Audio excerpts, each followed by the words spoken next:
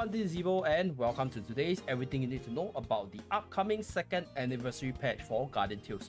So in today's video, we're going to run through all the packs, all the new stuff that is to drop on the global server for the 2nd anniversary, as well as all the events that will run through for the game itself. So without further ado, let us start with the packages first. So there's a bunch of packages readily available for this one. First of all, I think this World Clear Pass is probably the most attractive one, because it provides you with a bunch of gems, a bunch of Summoner's Controller, as well as a free Future Princess and her EX weapon itself. So if you're somebody who's really new to the game and you're kind of stuck on certain stages, I guess purchasing this pack will definitely help you, because Future Princess is a very powerful PV unit, which will definitely aid you in your adventures in terms of the story mode. So even if you're somebody who has been playing the game for a very long time, I think by spending about $68, right? This is roughly 68 Sing dollars. You're getting 100 Summoners Controller, 8,000 gems, and like 1 EX weapon, which could be used to max celebrate your princess. If not, you can actually disenchant it to get 300 magic metal. So the overall value of this pack is pretty high, and I'll strongly encourage you to go for this. And there's two parts to it. So part 1 is slightly cheaper at $39.24, and part 2 will grant you a little bit more reward for a slightly higher price of $68. So total up, you'll be spending about 100 plus bucks Sing dollars wise. So that will be the price to pay for this World Clear Pass. Next, since it's the 2nd anniversary, we will take a look at the Camazon packages. So before I talk about the Camazon packages, there will be event shop, which you can spend your gems to purchase for the different resources if you have the spare gems to use on this shop itself. So some items refresh on a daily basis, right, such as the Awakening Dungeon Box, such as the Lucky Pouch, such as the Coffee Machine, and we have those that refresh on a few days basis, as well as those that refresh on a weekly basis. So just take note of the refresh timing and try to spend within your means, because if you want to buy everything, you either have to have a lot of resources, or you already have a pretty maxed out account and just getting more magic metal, more option change stone, as well as all materials to actually max out your boost stats is something that you're looking forward to.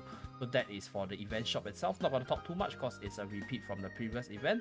Then we'll take a look at the packages. So as usual, 2nd anniversary packages or anniversary packages are pretty attractive. We'll first start with the first one, which is for the price of $12. You get 10 controllers, as well as one guaranteed either EX weapon or the hero of your choice. So this is something which I believe everybody will want to buy. If you have a specific EX weapon you want, if you have a specific hero that you don't have in your collection and you need it, such as Camille, then you can buy this pack and get them. So I think for a price of $12, it's pretty cheap, and I'll definitely buy it on my global account just to show some support for the game, as well as complete my hero collection itself. Then we have a lot of other packages. So we have the coffee packages. So this package is insanely valuable because first of all, if we compare this to your standard 500 coffee package, right, it's the same price, but you're getting double the value. So if I remember correctly, right now we are having a 550 stamina package, and it's about half the price.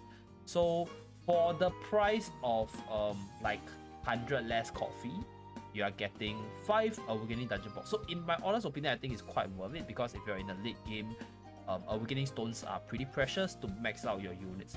So you also need the Awakening Stones to max out the book stats to get better stats from hero collection itself. So that is something to look forward to. And we have the anniversary package 3. So probably for the heavier spenders, 5,000 gems, 3 legend stones for about $20, and not something which I'll recommend if you're a light spender. Okay, next we have the 4th package. So this package will give you your hero reset stone, which might or might not be something that you're looking out for, but it will cost you about 70 Sing dollars just to get 50 Summoners Controller, 1 hero reset stone, and 5,000 paid gems. So the paid gems are not super significant. I think you're probably getting this pack for this stone over here if you have a unit you want to reset to withdraw all the resources from the unit itself. So that's the value of this pack. And then we have anniversary pack 5. So this is a very cheap and small pack, definitely very affordable if you have a bit of a savings saved up inside, only $2 plus. So that is something that the light spenders can look forward to. And then we have the big package, right? So this big package, it's the usual $100+ package. which will give you 100 Summoners Controller, 1 Epic Limit Break Hammer, as well as 10,000 gems over the course of 10 days. So this is for your heavy spenders, your bills and stuff. And other than the different anniversary packages, there are also the Limit Break Hammer package. So for 2,000 gems, you can purchase the Legend Limit Break Hammer, and for 5,000 gems, you can purchase the Epic Limit Break Hammer, which I already made the purchase for. That's why the hammer is not shown in my shop itself. So do take note of that to save up your gems if you want to buy these hammers. But I think there will be a lot for you to spend in the event shop because there's a good stuff to buy. Like I think a Awakening box is pretty good if you are working towards the end game. I'm gonna buy it. And there's also the lucky pouch, which gives you very high value returns. They give you a lot of coffee, they give you a lot of gold, and yeah, it's pretty valuable for I think just 100 gems itself. Coffee machine, without a doubt, I guess it's a daily purchase because you want to have more stamina to farm out your expedition as well as farm out the different resource dungeons. So that is the different stuff to keep a lookout for. And then for the costume shop itself, we have the Chinchilla Pajama Scintilla. So this is from the comic itself. Then we have Adventurer Arena, and we have the Male Future Knight. So this is for all the Male Future Knight sims. And we have a Return Mad Panda Trio. So this is their default costume. So that will be the new costumes, and we have a bunch of returning ones. So just quickly scroll through, and here you have it. Okay, so let's move on to the equipment side. So the 2 new boxes is the random box, which is your Cabazon box, and we have the Epic Hammer, which is a one-handed sword. So it's kind of cool to see Arena holding the Epic Hammer with a very big shield. So if you guys like your Epic Limit Break Hammer to be a weapon, then this skin is pretty dope in my honest take. So yep, that's pretty much it for the Cabazon shop, and with that, let us move on to the next part of the video. So next up, we'll talk about the 2nd Anniversary Festival, which is the roadmap event itself. So this time around, you have about 30 days to complete the whole thing, so there's no rush for it. Same thing for the mission. So if you take a look at the mission, right, it's stamina based mission, which will reset in 30 days. So there's a 20 days, so you can do it slowly. Just spend about 200 stamina on a daily basis. You should be able to clear everything. There's no summon mission for this. So yeah, just pure stamina mission as well as the roadmap event. So here, let me run through the different stuff you can get. So there's a bunch of goodies over here. Mainly shards for the various heroes: Mad Panda, Priscilla, Lilith, Rue, Future Princess, and we have an Epic Limit Break Hammer somewhere in the middle. And I think there's a lot of stones lying all around within the roadmap. Not gonna talk in great depth, but you guys can roughly gauge how much energy you will need. But it's a very long duration event, so I'm pretty sure if you're playing the game consistently, you should have no issues clear out this roadmap. So over here, there's a Hero Reset Stone. So 2 of the bigger ones are the Epic Limit Break as well as the Hero Reset Stone. And yeah, just a bunch of stones, EXP, Hero Crystals, and then shards for the different units. And we have the Camel Super Costume towards the end of the roadmap itself. So definitely, you know, try to farm for this Lolly Camel. If you have a Camel, which I'm pretty sure most people will have, and you want your Camel to turn into a Lolly itself. So with that, let us move on to the next part of this update. Okay, so next up is your farm and expedition feature update. So over here, you are now able to build a portal which will lead you directly into the expedition feature itself.